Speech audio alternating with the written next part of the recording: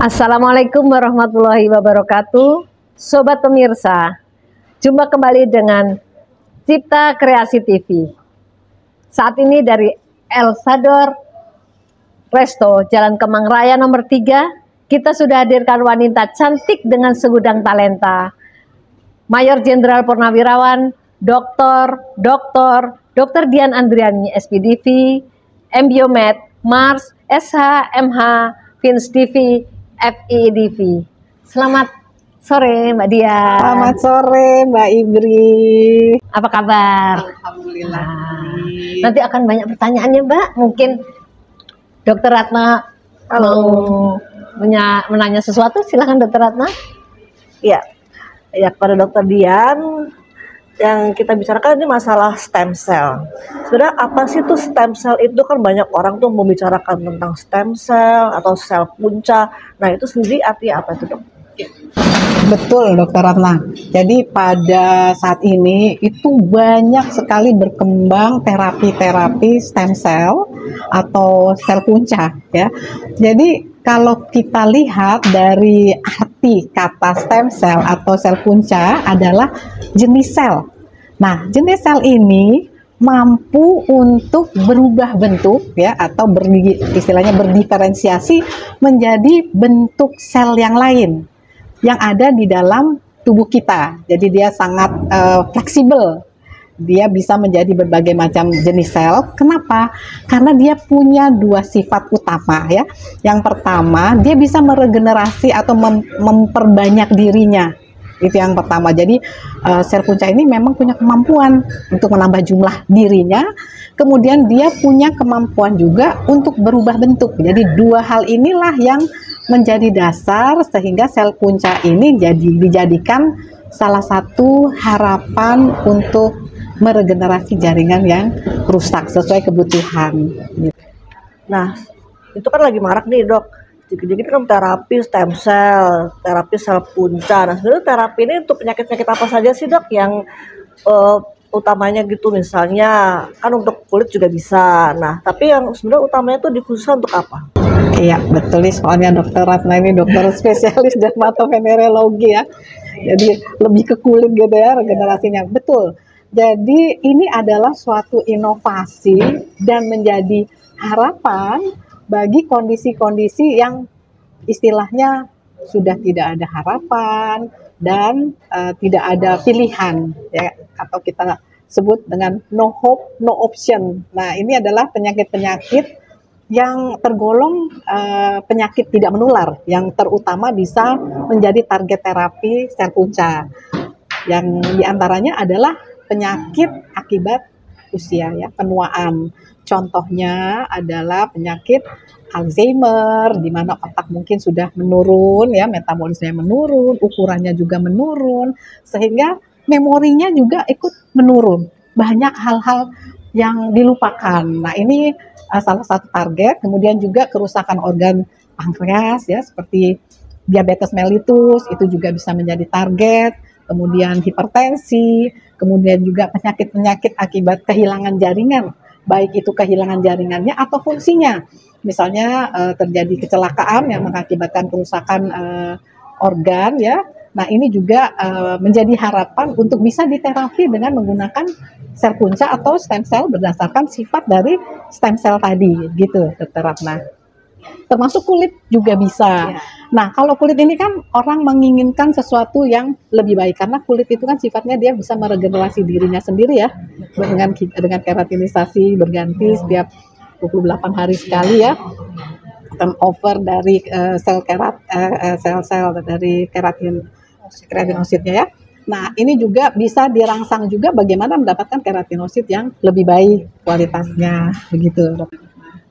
Nah itu tapi bagaimana ya mekanismenya sebenarnya itu secara etisnya ya, etikanya gitu untuk pelaksanaan itu stem cell itu sendiri. Pada kan banyak tuh sekarang kan dikit-dikit klinik ini pakai stem cell ini tuh kok kayak tuh mudah sekali gitu loh.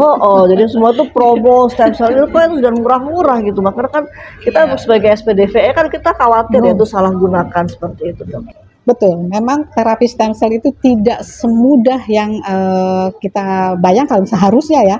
Jadi tidak semudah itu orang mendapatkan terapi, kemudian mendapatkan bahannya. Kenapa? Karena terapi stem cell ini juga terikat dengan berbagai peraturan ya. Mungkin Dokter Ibnu juga ini dari pihak yang sangat menggeluti bidang hukum terkait dengan etik pertama ya. Jadi stem cell atau sel punca ini ada regulasi-regulasinya.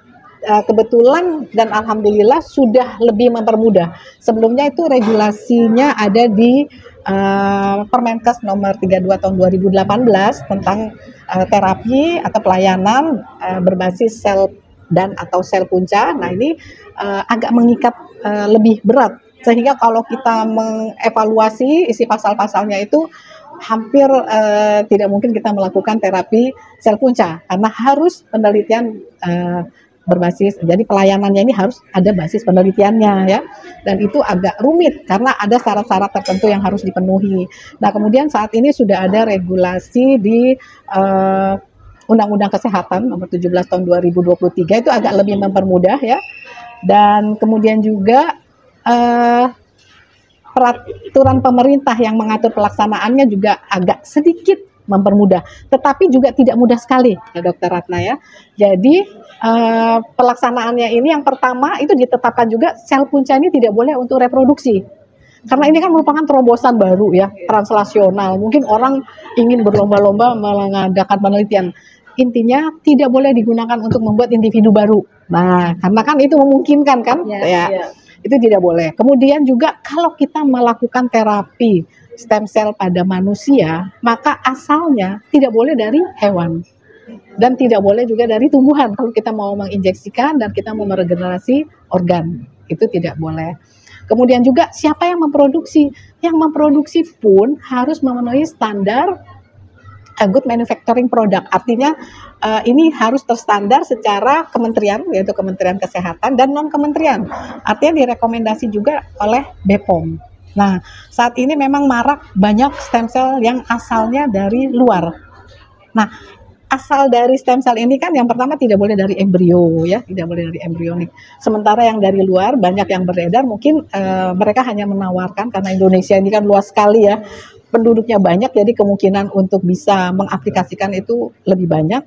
Jadi kita menjadi sasaran produk-produk stem cell dari luar, tetapi kita harus mengetahui regulasinya. Tidak sembarang tempat juga boleh melaksanakan terapi sel punca ini.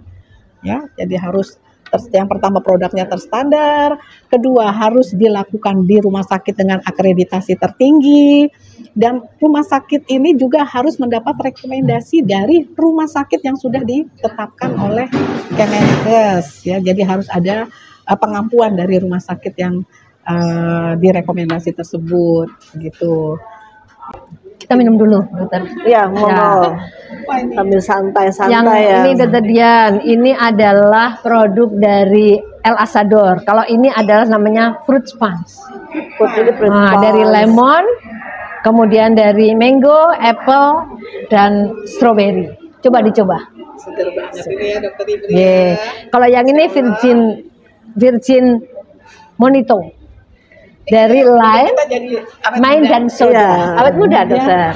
Dan kita terapi stem cell. Teman-teman subscriber Cipta TV, kalau ke El Sador dapat diskon 10%. Silahkan ke El Sador TV. Teman-teman Mbak Dian diajak, teman-teman diajak. Kalau ini muda. Saya tetap masih cinta herba Argentina. Nanti biar jadi pemain sepak bola. Karena sehat walafiatnya. Nah, jadi muda kembali. Nah, tadi Mbak Dian tadi kan dibilang kalau harus dari rumah sakit tertentu. Kemudian tidak boleh embrionik ya Dokter Dian ya. Nah, bagaimana masyarakat bisa tahu itu tidak dari embrionik atau hewan atau tumbuhan?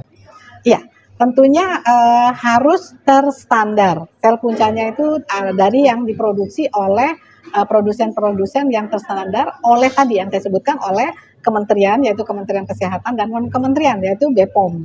Nah ini yang memang sebenarnya makin mengerucut. Tidak semua stem cell yang ditawarkan itu terstandar. Kenapa? Karena terapi stem cell tidak boleh kita lakukan dengan serta-merta langsung, oh ini sakit kita berikan stem cell. Mengapa? Stem cell ini mempunyai faktor pertumbuhan atau growth factor yang bisa menumbuhkan tadi ya, dia bisa menumbuhkan dirinya sendiri atau menumbuhkan jaringan yang rusak. Nah, ini pun harus hati-hati pada pasien yang memiliki kans untuk menjadi cancer atau pasien cancer sendiri. Sehingga pasien cancer itu hati-hati bila ditawarkan stem cell justru malah akan terbalik, memicu. Ya. Jadi kalau orang tanpa pemeriksaan tiba-tiba langsung diberikan stem cell, kita tidak tahu apakah yang diberikan stem cell ini memiliki kans untuk menjadi cancer. Jadi memang pemeriksaan untuk melakukan terapi stem cell itu sangat ketat. Jadi harus melihat istilahnya tumor marker, apakah ada marker untuk cenderung menjadi cancer atau kanker ya. Dan itu juga harus dicek lagi apakah memang sesuai untuk mendapatkan terapi tersebut. Nah, kemudian juga produk-produk yang diberikan harus terstandar. Karena sekarang tadi Dokter Ratna menyatakan kan sangat marak. Ada yang menawarkan murah, semakin murah. Itu membuat orang kan Antusias, antusias karena ingin lebih muda, ingin lebih nggak mau tua, nggak mau aging, maulah cantik. Tetapi di balik dari itu ternyata ada bahaya yang mengintip kalau tidak sesuai dengan standar, gitu ya. Jadi tidak semudah itu juga. Cuma satu masalah hukumnya dokter nih. Kalau para SPDV ini kan ilmunya. Nah sekarang gini, bagaimana masyarakat tahu di poliklinik itu memang sudah bolehlah istilahnya, paling gampangnya dia itu memang sudah menggunakan yang terstandar gitu, gimana? Ya mungkin inilah yang harus disampaikan ke masyarakat ya, bahwa produk-produk yang setelah terstandar adalah yang diproduksi oleh produsen-produsen tertentu ya. Jadi saat ini kan memang berkembang banyak sekali, tapi kita dan sangat mudah juga kita bisa melakukan pencarian secara googling ya, itu juga bisa apakah ini sudah terstandar atau belum. Dan yang paling penting lebih baik kalau kita bisa mengunjungi tempat di mana diproduksi. Ya, kalau kita bisa mengunjungi maka kita akan mendapatkan informasi yang lebih jelas. Dan kemudian kita harus di samping memang terstandar, siapa yang memberikan harus memiliki kompetensi keilmuan di bidang terapi tersebut.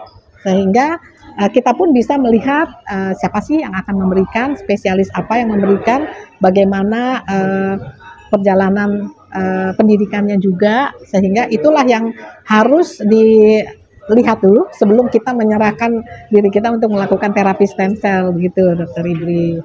Karena itu juga sudah ada di dalam ada regulasi ya, jadi kita tinggal lihat regulasinya. Tapi masih banyak loh, mungkin Dokter Ratna masih bisa menggali apa-apa soal kedokterannya, silakan Dokter Ratna. Nah kan sekarang ini kan memarak ya dok ya, misalnya kan kalau misalnya yang konon kabarnya kalau yang misalnya langsung pembuatannya tuh mahal, tapi kalau yang produk-produk jadi itu kan murah. Nah itu membedakannya apa dok? Terus yang membedakan juga kan kalau kita SPDV tahu ya dok ya mengenai yang sekretom, eksosom. Nah tapi kan masyarakat kan kadang-kadang hanya cuma baca-baca sekilas, oh aku pakai yang eksosom, aku pakai sekretom gitu kan.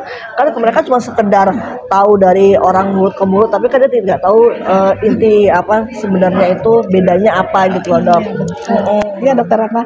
Jadi memang ada yang disebut sebagai stem cell. Tadi itu adalah jenis sel ya, sel yang bisa memiliki fungsi meregenerasi dirinya dan bisa juga mengganti organ yang rusak. Jadi bisa menjadi berbagai macam organ ya, multiple organ yang bisa diubah dari sel tersebut. Nah sekarang apa yang dimaksud dengan sekretom ya? Sekretom atau kita sebenarnya asal katanya adalah sekret. Sekret adalah bahan yang dikeluarkan. Jadi sekretom adalah bahan yang dikeluarkan oleh sel punca sendiri. Jadi caranya bagaimana untuk mendapatkan sekretom? Nah sekretom ini didapatkan dari sel punca yang dipuasakan. Nah, pada saat sel ini puasa artinya dikurangi makannya. Sama dengan sel lain, sel punca juga membutuhkan oksigen, sehingga dipuasakan dengan menambah kadar CO2-nya, mengurangi oksigennya. Nah, dalam kondisi seperti ini kan sel akan kelaparan ya. Pada kondisi kelaparan pasti sel akan berupaya supaya bisa bertahan hidup, dia mengecilkan badannya, mengecilkan ukurannya dengan mengeluarkan bagian tubuhnya. Nah, itu yang dikeluarkan adalah vesikel atau butiran-butiran kecil dari badannya yang dikeluarkan menembus lapisan selnya. Nah, itu dikeluarkan di dalam media di mana dia hidup, dan itulah yang disebut dengan sekretom, ya. Jadi sekret dari sel punca, ya. Ukurannya sangat kecil dan itu isinya adalah mikro RNA. Jadi dari bagian inti dari si sel punca ini, ya, mikro RNA-nya dilepas, ukurannya sangat kecil. Untuk ukuran yang paling kecil, ya, ini ukurannya nano, ya. Yang paling kecil adalah eksosom.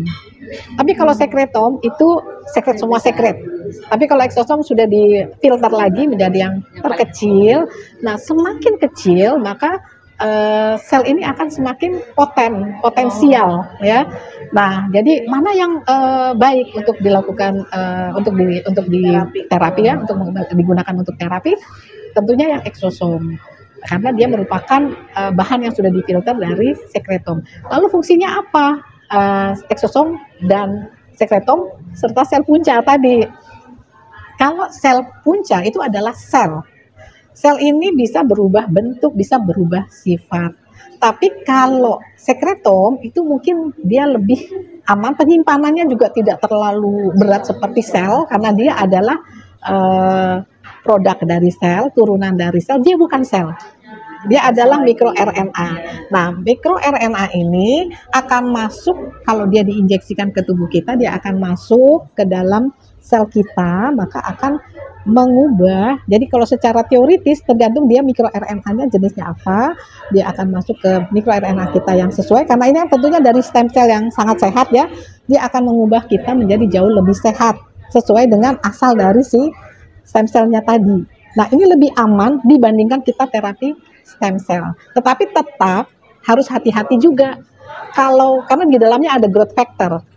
Di dalamnya ada mikro RNA, ada protein, ada growth factor. Nah, ini nanti bisa memicu juga kalau ada cancer. Jadi harus hati-hati juga. Tidak serta-merta semua orang kita tawarkan untuk di sekretom. Ya, jadi harus hati-hati juga. Nah, inilah bedanya. Penyimpanannya tidak seketat kita menyimpan sel punca, aplikasinya lebih mudah dibandingkan sel punca, tetapi tentu dia tidak bisa mengubah sel seperti kalau misalnya terjadi kerusakan jaringan yang hebat, patah tulang dan lain-lain, itu dia tidak sehebat kita menggunakan stem cell. Tapi dia sangat bermanfaat karena dia mengubah program kita menjadi jauh lebih baik, seperti itu. Ya. Nah, terus dok, kalau misalnya ini kan, apakah kalau misalnya yang produk-produk itu udah jadi eksosom, ya, ada yang kita dalam bentuk vial-vial itu juga sama bagusnya, dok, ya, berarti dengan produk-produk yang kita langsung pembuatannya, ya, tergantung dari penyimpanannya, berarti, dok, seperti itu, ya. Sebenarnya kalau kita melihat peraturan pemerintah, ya, nomor 28 tahun 2024 yang mengatur tentang bagaimana pelaksanaan Undang-Undang nomor 17 2023,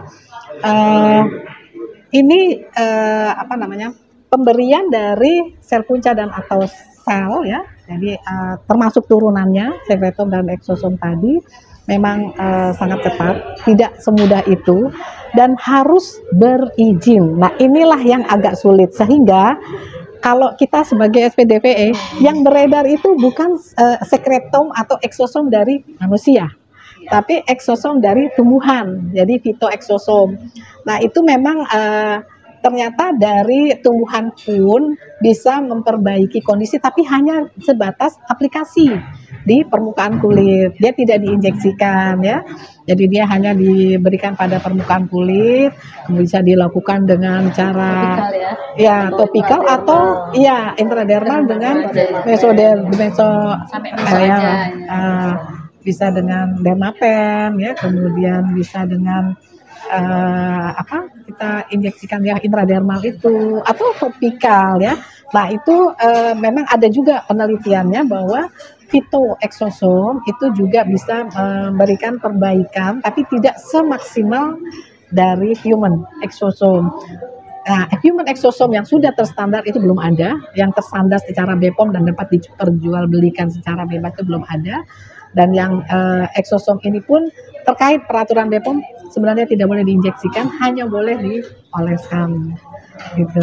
Ya paling berat ya dengan melakukan mesoterapi dengan dermapen gitu ya. Seperti itu. Lebih ke superficial ya, Dok, ya. Iya. Kalau itu tetap perlu pemeriksaan ini enggak? Misalnya kayak tadi. Kalau dari Vito exosom tidak, seperti kita menggunakan exosom dari human. Kalau human tadi yang penting kita utamanya tidak ada karsinogen, berarti harus tes dulu dong. Ya, betul. Secara kalau kita mau aman penggunaannya, jangan sampai justru kita ingin muda tapi justru kita memiliki kans untuk jadi cancer, justru kita malah merangsang untuk timbulnya cancer yang tadinya mungkin sebenarnya dia akan tenang, tidak terangsang dengan trigger. Ini seperti trigger jadinya. Bangunkan macan tidur ya. Macan tidur ya, terus nggak benar juga. Tapi ngomong-ngomong harganya mah enggak sih, Dok? Nah, inilah yang menjadi perang di dalam industri ya. Memang untuk produksi seperti serpunca, turunannya itu membutuhkan biaya yang cukup tinggi karena membuat laboratoriumnya juga membutuhkan material yang sangat mahal ya, tentunya penyimpanannya juga, bagaimana membiarkan saya suhu dan lain-lain, termasuk bagaimana izinnya juga, sehingga memang pada umumnya memberikan harga yang cukup tinggi untuk serpunca. Saya mungkin tidak bisa menyebutkan berapa masing-masing ya rupiahnya, tapi ini cukup tinggi. Hanya sekarang sudah mulai ada perang harga. Jadi beberapa pusat-pusat terapi stem cell itu sudah mulai melakukan perang harga, di mana mereka memberikan harga yang jauh lebih murah. Walaupun menurut kita itu juga masih mahal gitu ya, tapi sudah mulai jauh dibandingkan waktu awal-awal masih belum banyak yang memproduksi seperti itu.